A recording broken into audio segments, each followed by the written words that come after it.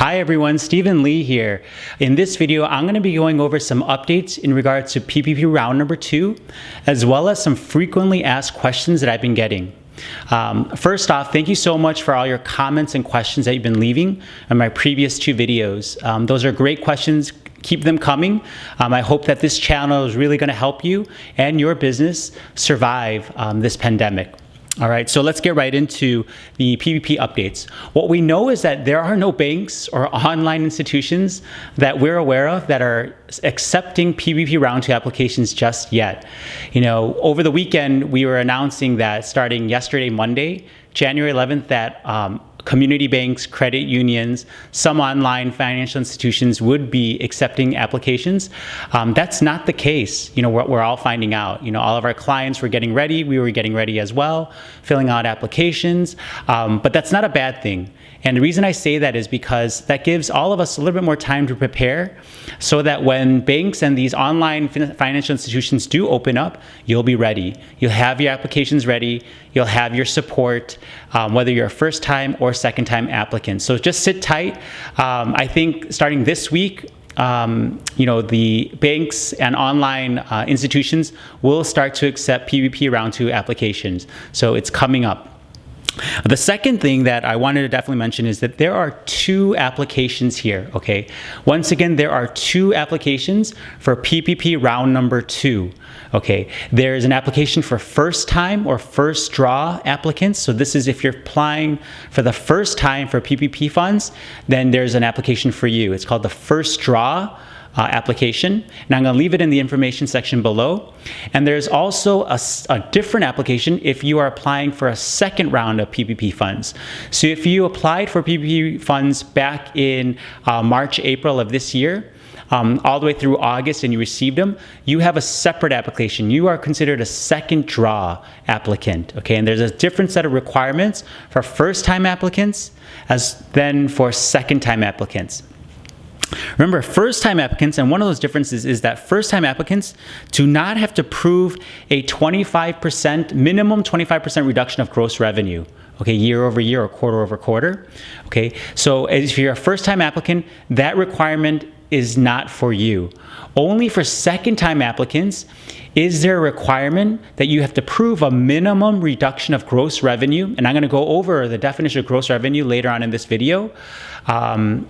Only if you're a second-time applicant, okay? So once again, first-time applicants, there is no requirement for you to prove a 25% minimum reduction of gross receipts or revenue. Only second-time applicants, okay? Remember, for this 25% reduction in gross revenue, you can either use a quarter over quarter, so compare a quarter in 2019 with the same quarter in 2020 to show that minimum 25% reduction. Or if you were in business for all of 2019, so all 4 quarters of 2019, you can actually use your tax return. In 2019, that gross receipts versus the 2020 gross receipts, okay, from your tax return. That's going to be much easier than having to submit a quarter over quarter comparison, right? Because the next question in our FAQs is, what documentation do you need to support that reduction in gross revenue? I'm going to go over that later on in this video.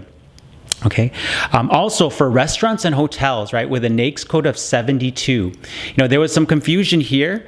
I myself was a little bit confused in the very beginning, so apologies for that.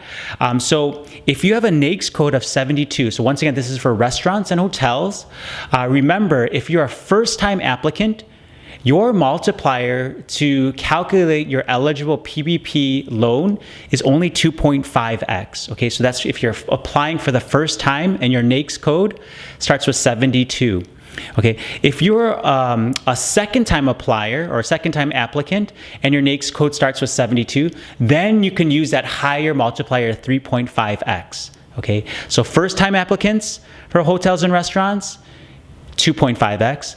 Second-time applicants that are hotels and restaurants, 3.5x. Okay, so there's a difference there. Okay, so now let's get right into the frequently asked questions in regards to PPP Round 2 applications.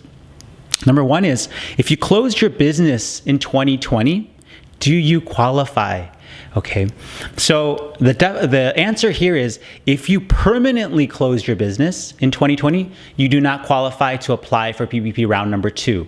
Because if you think about it, if you want your loan to be forgiven for PPP round number 2, you need to have payroll costs. If you permanently close, you have no employees, you have no activity, you won't have any payroll costs to have that loan forgiven. But if you were temporarily closed or suspended of operations, you do qualify. So if you permanently closed in 2020, you do not qualify. But if you're temporarily or suspended operations, you still qualify for applying for PPP round number 2. Okay. The second, one of the most frequently asked questions is, what is in that gross receipts test? Okay. So this is for second-time applicants, right? Remember, the second-time applicants, you need to prove a minimum reduction of gross receipts of 25%, right, in order to apply for a second round of PPP funds, okay, or a second round or a second PPP loan. And gross receipts is defined as this, okay? So listen carefully. It's all revenue in whatever form received or accrued. Okay, received is cash basis.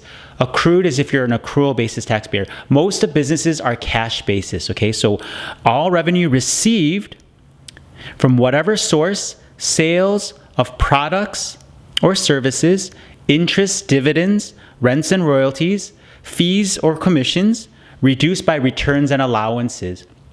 So once again, there's some flow-through income here, right? Dividends, rents, royalties, right? You also have sales of products or services. That all falls within the gross receipts test, okay? Minus any returns and allowances. Okay, so going back to, this flows right into the next frequently asked question is, what documentation do I need to legitimize that reduction in gross revenue? This goes, these two questions are kind of tied.